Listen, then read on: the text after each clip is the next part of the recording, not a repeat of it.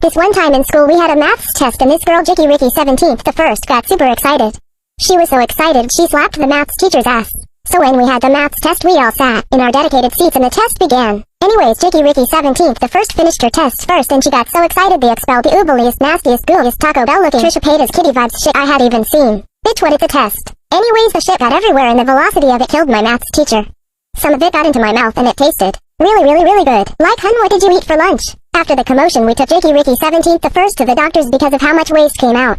She now has bowel cancer. One time in my school party there was a massive bouncy castle with a huge ass slide on it.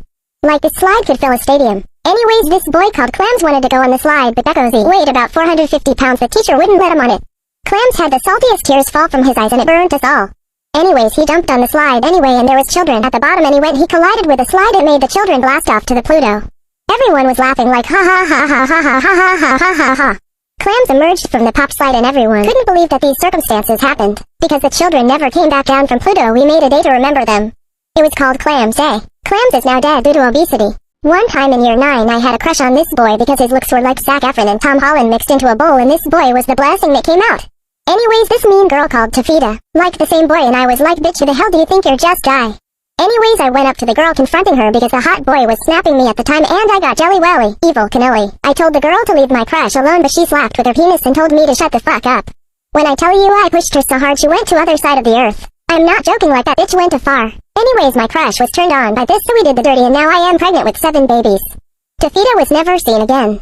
One time in school I was sitting in my class with all my other friends and my stomach started hurting so bad it felt like there was an earthquake that caused the biggest huge-ass tsunami ever. Like I needed a massive shit and it's my own fault because I decided to have Taco Bell for breakfast because I'm quirky but I regretted it at that moment in time. Anyways, I needed a big shit so I got up faster than the light could reach the earth and I ran to the bathroom in slow motion. Once I arrived at the bathroom this mean-ass girl that was popular but nobody really liked was standing in the way of the door. I asked to move because my stomach was avalanching as we speak but she said no and blocked the door. I kept on begging but she wouldn't budge so I picked her up by her greasy pigtails and threw to the ground in slow motion like there was no tomorrow. After all the commotion my bowels had sped up and I couldn't hold it any longer. I shat the biggest, gooeyest, moist, massive, brown, Shane Dawson cancelled, slimy, gooeyest shit I had ever done. It landed all over the mean girl and she started crying and everyone was laughing whilst the shit was still pouring out of my ass like orange juice from the carton. I now have IBS.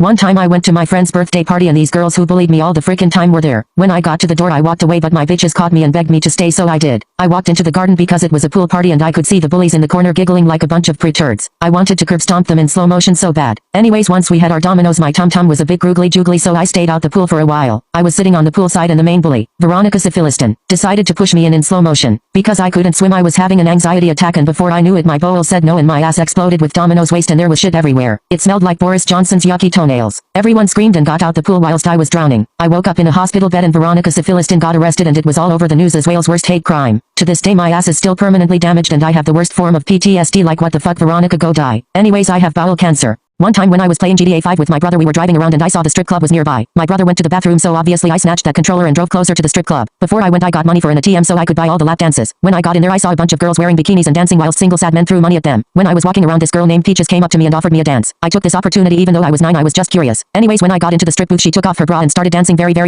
close to me. Whilst she was dancing my kitty felt tingly. I didn't know what it was but it kept on getting more intense. I put the controller down by my kitty because it was vibrating like a rat who hadn't shit in weeks. Anyways, the vibration against my kitty felt so good. I took my leggings off and went full on. After about 2 minutes my body started shaking and I was about to climax. I flew into the wall where viscous liquids were flying out of my body and that's when my brother came in. I was sat in the bed whilst Peaches was giving me a lap dance and he asked why the controller was wet. I told him I had an accident and he rubbed the controller in his shirt and started playing again. I want to repeat this process. One time when I was 7 I walked in on my parents doing the nasty. I didn't know what it meant at the time and I was curious why my mom was bouncing on my dad's lap. Like, come on mom, that's only fun for one of you. But also they were completely naked and I was really confused. I was curious on what they were doing so I asked them and they said they were wrestling and I was like, oh my fucking god, I want to wrestle. So I took my clothes off and hopped on their bed and my parents started screaming at me. Bitch, what the fuck? Why can't I play wrestling? That's so unfair. Anyways, when I was sitting on the bed there was a small puddle I landed in and I wasn't sure what it was but it was warm and slimy. Anyways, my daddy threw me off the bed and flew into the wall and hit the floor. I was unconscious. When I woke up my mom was making weird sounds like she was in pain and my dad was saying I'm close. Like, bitch, what are you close to? At this point I'm so damn confused so I got my naked ass up and left that bedroom. I am so traumatized by this experience it left me with PTSD and my mom is pregnant with 7 babies.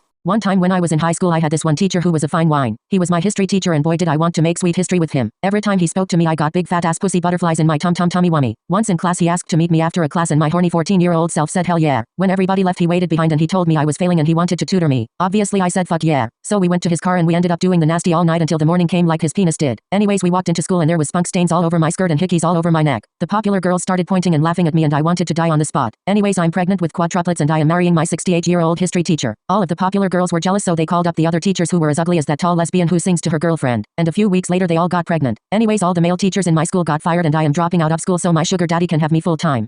When I was 9, my mom took me and my brother to a fast food restaurant. We lived in the United Kingdom at the time. We got to the restaurant and my mom ordered hers, my brother's and my meals. Anyway, me and my brother both had children's meals and they were meant to contain toys in them. When our meals got to our table, my brother opened his little meal and there was no toy in there. This upset him at the time because he was only 6, so obviously one of us had to go to the counter and ask for another toy, seeing as my brother didn't have one. Because she had to look after my brother, my mom told me to go and ask for an extra toy. So I got up and made my way to the counter. When I was walking, this man in his mid-40s stopped me. He asked me what was up and I told him my brother's meal didn't have a toy in there. He told me he had all the kids' toys in his car and I could have loads for me and my brother to share. As I was only 9, I got really excited about this. He told me to follow him and took me round the back of the restaurant. He kept on looking behind us to make sure nobody was following us. We got to his car and it was a rusty green pickup truck. He told me to hop in and grab the toys, but I didn't see any. This is where I got unnerved. I said it's okay and I started to walk back to my brother and my mom. However, he grabbed my shoulder and told me I have to go with him. I screamed on the top of my lungs as he tried to grab me. 2 cops came over who happened to be walking around the restaurant. I told them he tried taking me away in his truck and they arrested him for child endangerment on scene. My mom came out and hugged me and took us home. I'm 16 now and I haven't seen the man since.